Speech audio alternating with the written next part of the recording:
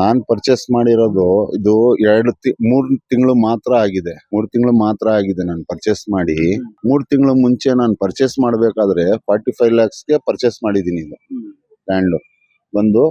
ಆವಾಗ ಬಂದು ನಾನು ಗೌರ್ಮೆಂಟ್ಗೆ ಏನ್ ಕಟ್ಟಬೇಕು ಅದೆಲ್ಲ ಕಟ್ಟಿದೀನಿ. 3,90,000 ನಾನು ಕಟ್ಟಿದೀನಿ ಗೌರ್ಮೆಂಟ್ಗೆ.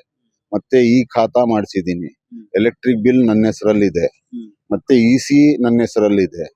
ಎಲ್ಲ ಇದ್ದದ್ದುವೆ ಇವರು ಒಂದೇ ಸತಿ ಬಂದು ಬೆಳಗಿನ ಜಾವ 6 ಗಂಟೆ 6:30 ಬಂದ್ಬಿಟ್ಟು ಡಮಾಲಿಷನ್ ಮಾಡ್ತಾ ಇದೀವಿ, ನೀವು ಮನೆಯಿಂದ ಹೊರಗಡೆ ಬನ್ನಿ ಅಂತ ಹೇಳಿದ್ರೆ ಏನ್ ಅರ್ಥ ಅಂತ ನನಗ್ ಅದನ್ನ ಗೊತ್ತಾಗಿಲ್ಲ.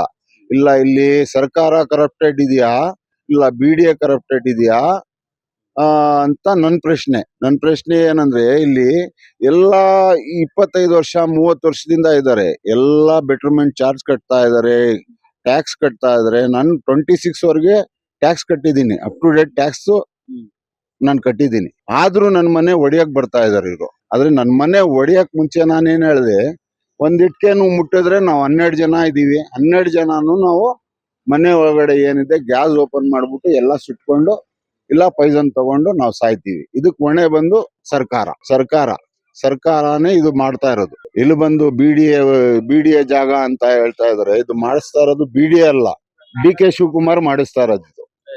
ಯಾಕಂದ್ರೆ ಅವ್ರ ಲ್ಯಾಂಡ್ ಇದೆ ಇಲ್ಲಿ, 13 ಎಕರೆ ಇದೆಯೋ ಅದೇನು ಗೊತ್ತಿಲ್ಲ, ಇಲ್ಲಿ ಎಷ್ಟು ಎಕರೆ ಇದೆಯೋ ನನ್ಗೆ. ಬಟ್ ಅವ್ರಿಗೋಸ್ಕರ ರೋಡ್ ಮಾಡಕ್ಕೋಸ್ಕರ ಒಂದು 30-40 ಮನೆನೋ ಇಲ್ಲಿ ಹೊಡಿತಾ ಇದಾರೆ. BDA ಅಂದ್ಮೇಲೆ ಇಲ್ಲಿ ಫುಲ್ ಲೈನ್ ಹೋಗ್ಬೇಕು, ಅದು ಹೋಯ್ತಾ ಇಲ್ಲ. ಇಲ್ಲಿ 40 ಮನೆ ಮಾತ್ರ ಸ್ಕೆಚ್ ಮಾಡ್ಕೊಂಡು ಬಂದಿದ್ದಾರೆ ಇವರು ಬೆಳಗಿನ ಜಾವ. ಇಲ್ಲಿ BDAನವ್ರು ಕೇಳಿದ್ರೆ ನಮ್ಗ್ ಮೇಲ್ ಅಧಿಕಾರಿನವ್ರಿಗೆ ಗೊತ್ತೇ ಇಲ್ಲ ಅಂತ ಹೇಳ್ತಾರೆ. NA ಹಾರಿಸ್ನವ್ರು ಹೇಳಿ ಅವ್ರಿಗೂ ಇದು ಇನ್ಫಾರ್ಮೇಶನ್ ಹೋಯ್ತು. ಅವ್ರಿಗೆ ಪ್ರಶ್ನೆ ಮಾಡಿದ್ರೆ ನಮ್ಗ್ ಅರ್ಥನೇ ಇದ್ರಲ್ಲಿ ನಮ್ಗೆ ಅರಿವಿನೇ ಇಲ್ಲ, ಇದು ಏನು ಗೊತ್ತಿಲ್ಲ ನಮ್ಗೆ ಅಂತ ಹೇಳಿದ್ರು ಅಂತೆ.